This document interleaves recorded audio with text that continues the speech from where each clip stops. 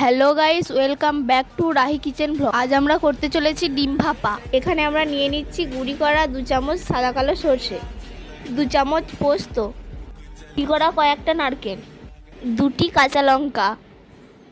তারপর সব জিনিস একসাথে বেটে নিচ্ছি। এরপর এরকম করে ডিমের গাটা একটু চিড়ে নিচ্ছি।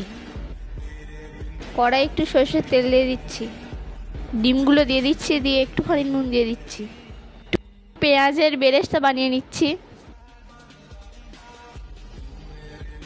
সমস্ত মিশ্রণটা টিফিনের মধ্যে ঢেলে দিলাম।